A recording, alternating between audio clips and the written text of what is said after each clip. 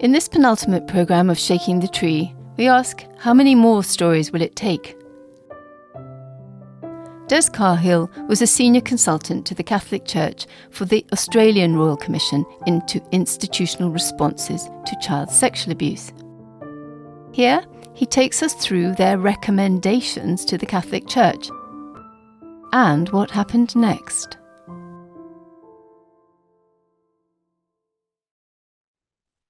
Well, thank you very much for inviting me to speak to you on the Australian Royal Commission into Child Sex Abuse and the aftermath. I often wonder why God has given me this gig as an expert in clerical sex abuse of children. I'm not a victim, but I was drawn to this because in early April 2014, I attended a conference, a workshop in northern Spain on the topic, which brought together scholars and researchers from across the world, mainly Europeans and Americans. So I want to begin my presentation by telling a story. Late in April 2019, a theological symposium on the abused Christ was held in Auckland, New Zealand. And it was attended by New Zealand's 20 diocesan seminarians and quite a number of priests and some lay people. And so this New Testament scholar was talking about how Jesus was a victim of sexual abuse because of his nakedness on the cross.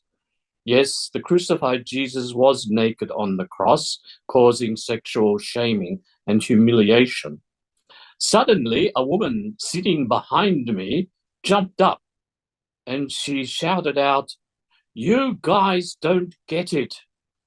Jesus was not abused like I was. Jesus was an adult, not a child." Later on, a seminarian asked a question about the relationship between the mystical body of Christ and the abused body of Jesus. Again, she jumped to her feet. There is nothing mystical about being raped. It really was a kairos moment of the Spirit. I'm still in contact with her, and we exchange notes in what's going on in New Zealand, which I'll speak about later. The Australian Royal Commission, and if you want to access this report, I suggest that you Google Australian Royal Commission child abuse, and you should get to it. And you'll then see the final report. The report has 17 volumes with 7,434 pages and 180 recommendations. Volume 16, books 1 and 2, are on religious institutions, and book 2 is totally on the Catholic Church, 900 plus pages of evidence that it gathered and the recommendations that it made. The final report is the most thorough, the most credible report on religious institutional sexual abuse of children ever produced, more than surpassing the excellent 2011 Diekman report in the Netherlands, the 4 reports in Ireland, and in other places around the world since, particularly the German and the French reports. But this, with its length, and it cost almost $500 million Australian dollars. And as a result, the image of religion, certainly in Australia, has been severely damaged. And the Royal Commission showed that religious institutions are not in good shape. And in the aftermath, what we've seen is, yes, there's been professional standards brought in, child protection mechanisms, but the underlying church cultural and associated issues within church organizations has not really been addressed. In our report, my university, RMIT University report to the Royal Commission, We drew attention to many things, as you'll see in this report, but one of them was on the sexually corrupt and unholy founders of religious orders, led by the case of Father Maciel de Golado, the Mexican founder of the Legion of Christ. And we know that there are 13 other such cases, and we also have the case of Jean Vanier. So it is, it has wider dimensions than the abuse of children. What have we learned from the Royal Commission's report and our own research at RMIT University, which was commissioned by the Royal Commission? We learned that there never was a time when child sex abuse was not condemned by the Church.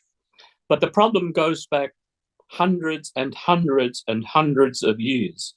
And perhaps the clearest evidence comes from the files of the Spanish Inquisition, where we see quite a few cases of priests being charged with sexually abusing children. And then we have the publication, firstly in 1922, and then in 1962, Crimen Solicitationis, which raised the whole issue. It raised many other issues, but it dealt partly with child sex abuse, as well as soliciting in the confessional and gay priest relationships. We found in Australia that over 70% of the children abused were boys, and the 1 in 13 between the years of 1950 and 2012, 1 in 13 diocesan priests were offenders, 1 in 18 religious order priests were offenders, and an estimated 22% of religious brothers were offenders, including 44% for the St. John of God brothers, who were caring for mentally and physically disabled children.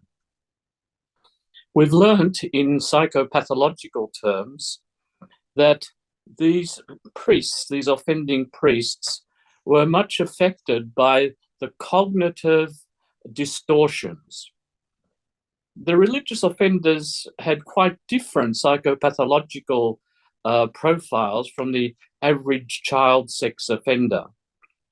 And so they use cognitive distortions, firstly, to convince themselves to abuse a child, and then cognitive distortions to silence the child.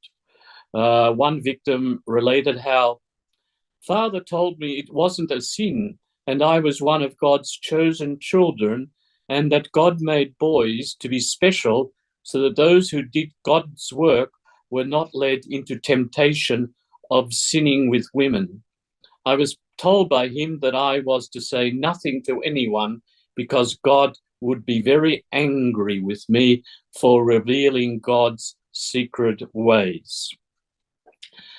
The Australian Royal Commission nominated 9 contributing factors in the case of the Catholic Church to this child sex abuse disaster. They were the individual pathology factors, and in that we've got to remember that, and this is my estimate, about 1/3 of the offenders were themselves abused as children. And as well as that, there were the recycled priests being shifted around from parish to parish, diocese to diocese, and so on, and also the recycled seminarian, kicked out of one seminary and then going to another seminary. And the Church was aware in 1215 at the Fourth Lateran Council about the problem of the recycled seminarian. Second factor, clericalism in all its facets, the monarchical and feudal aspects of governance, including lack of transparency and accountability of those in leadership, and the lack of meaningful participation of the laity and especially of women in governance, lack of leadership, including poor education for leadership, the failure of canon law and its secrecy provisions, the poor selection and screening of inadequate initial formation of priests, celibacy and the associated sexual dysfunction as the linchpin of the clerical system, the lack of oversight, support, and ongoing training of priests and religious, and lastly, the practice of the sacrament of confession and its cheap forgiveness, which allowed perpetrators to minimize the impacts of their sexual abusing.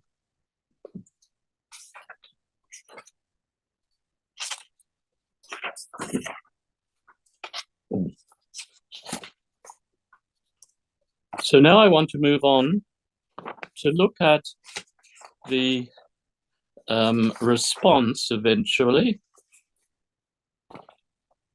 The 8 months after the Royal Commission report was published, it took 8 months for the Australian Catholic bishops to respond to the 26 recommendations that were applicable to the Catholic Church, which are outlined, as I said before, in Volume 16, Book 2.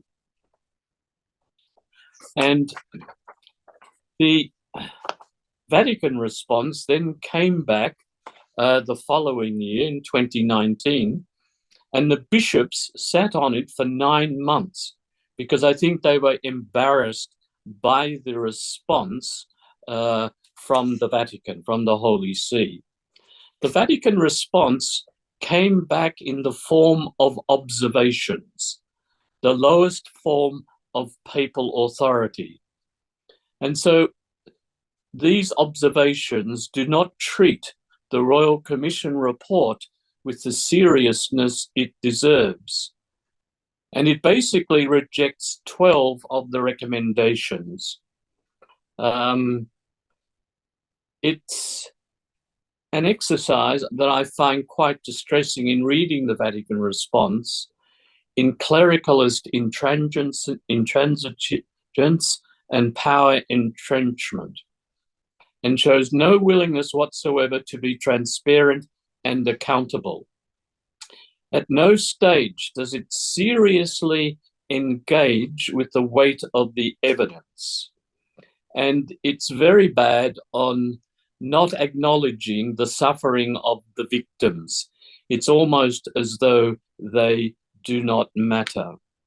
It showed no empathy for them. And of course, these victims, survivors, have been suffering from decades, because we know from the evidence of the 4,444 victims who were abused in Catholic settings and who came forward to the Royal Commission, and each one of those was interviewed by one of the 6 Royal Commissioners. And of course, many of those victims have committed suicide. The response does accept 2 of the 14 recommendations, but they're technical church canon law issues, that child sex abuse should be classified as a canonical crime, and that the viewing of child pornography by clerics also be included, which happened in February 2019. And the second was concerning the abrogation of the pontifical secret relating to allegations and disciplinary processes. This occurred in December 2019. One recommendation was to have a transparent episcopal appointment process. But in its response, the Vatican argued for the status quo, saying that laymen and women are being consulted, as the Royal Commission recommendation wanted, but no one knows who these lay people are. It rejected the solution contained in the agreement that was made with the Chinese government, where bishops are selected in the Chinese diocese. The Vatican document rejected this time limit, or as we call them in the English-speaking world, the statute of limitations, which was raised from 10 to 20 years in 2010. And the reason it gave was that the fallibility of memory with the passage of time and the lack of proof concerning events from the distant past make it difficult to reach the level of maturity required in criminal proceedings. It also rejects the Royal Commission's imputability recommendation that a diagnosis of pedophilia be not relevant or related to the prosecution or the penalty. The Vatican seems to have had the idea, and probably still has it, that the priests had diminished responsibility because in the Vatican's thinking, pedophilia is a sickness that uncontrollably drives the offending priest to groom and abuse his young victim. This is palpably not true. The Holy See refused to accept that diocesan and religious priests who have been civilly convicted or subjected to a substantiated allegation should forthwith be permanently removed from the priesthood and religious office. But the Church does not agree with that because, in the words of the Vatican, the Church cannot be indifferent to the sinner's conversion. It has as a fundamental goal the salvation of souls. There was another recommendation that trials under examination, that they should be held, and that documents from them, from any trial, should be held for 45 years.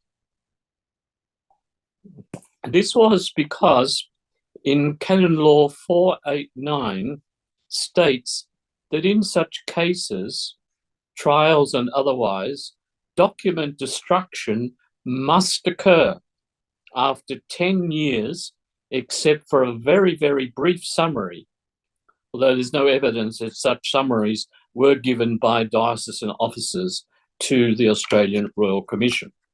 Certainly, the dioceses and religious orders were under the strict laws of the Royal Commission to give the correct figures about the number of offenders, sexual offenders of children, in their particular diocese since 1950 and within the religious order. The Vatican then wholly rejected the recommendation that would introduce voluntary celibacy for Latin Rite clergy. This is despite the fact that there are married priests in the Eastern Catholic churches, and as well as married Protestant clergy who have converted. From our research, we basically found no evidence of clerical sex abuse in Eastern Catholic churches, with one exception. And that exception was the Syro-Malabar group of priests, originally from Kerala in southern Italy, because the Syro-Malabar Church, when it joined several centuries ago, the Roman Catholic Church, it was required to accept the idea of clerical celibacy. And we know from the information in Canada and the United States in particular that Syro-Malabar priests, many of them were offenders. It says that the reason for clerical celibacy, it was the lifestyle chosen by Jesus himself, and then adds the right to religious freedom allows the practice. It also claimed, this is the Vatican, that there was no evidence of a direct link between celibacy and child abuse, and that it sadly exists across all sectors and types of society. Now, we know from our Australian data that the incidence of sexual offending by priests and religious is much, much higher. I gave the figures before, 1 in 13, 1 in 18, is much, much higher than the offending rate in the general community. And we compared the offending rate among male teachers in Catholic schools, and it's extremely low. These are male teachers who generally are not committed to a celibate lifestyle.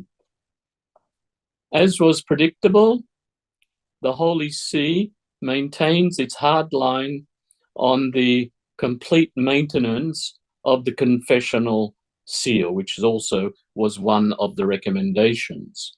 The Anglican Church did change its practice.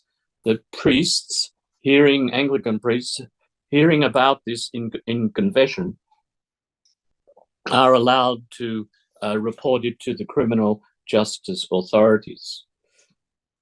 The response document advocating the inviolability of the confessional seal does not address the central theological question debated for many centuries. How can the obligation of the seal be reconciled with the precept of charity, which mandates that we should shield our neighbour against physical and spiritual injury to the best of our ability? To finish off, I want to just comment on the unfinished New Zealand Royal Commission, to which I and my research colleague, Dr. Peter Wilkinson, wrote a report for them, and we gave public evidence for about 2 hours. The New Zealand Royal Commission has just been given in the last couple of months an extension of 9 months, and it will give its report by March 2024. The second point I want to make, and that we found out in our research, that the first Royal Commission into clerical sex abuse took place in August 1900, while New Zealand was still a colony. And it was a short Royal Commission, and it was focused on a Marist Brothers residential facility at the north of the South Island. There was a residential facility for wayward boys and so on. And the last point that I want to make, I've mentioned the St. John of God Brothers several times. Unfortunately, in Australia, our Royal Commission could not make a case study. There were 50 case studies that they did, many on Catholic topics, but they couldn't do the one in New South Wales because the police were already investigating the situation, and the Royal Commission did not want to, and rightly so, make any interference in that. However, the New Zealand Royal Commission has done a case study of Mary Mount, which is on the outskirts of Christchurch, according to my information. And so if you want to see, if you want to look at the evidence and the statement of Michelle Mulveale, a former nun and a psychologist, a clinical psychologist, who was employed by the St. John of God Brothers to try and clean up the mess that had been created. I suggest, if you want to follow this up, to log into New Zealand Royal Commission Abuse in Care, and then have a look under investigations, and then look at the Mary Mount one. So thank you. Just to end off, I hope I've covered a lot of ground in a reasonably short amount of time. But I do encourage you to look at the websites of both Royal Commissions, Australia and New Zealand, in order to further educate yourselves about what has been done in Australia. So thank you very much.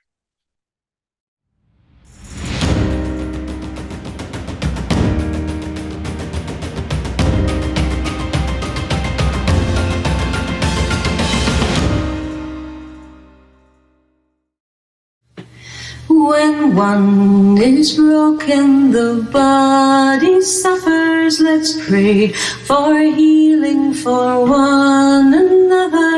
When one is broken, the body suffers. Let's pray for healing.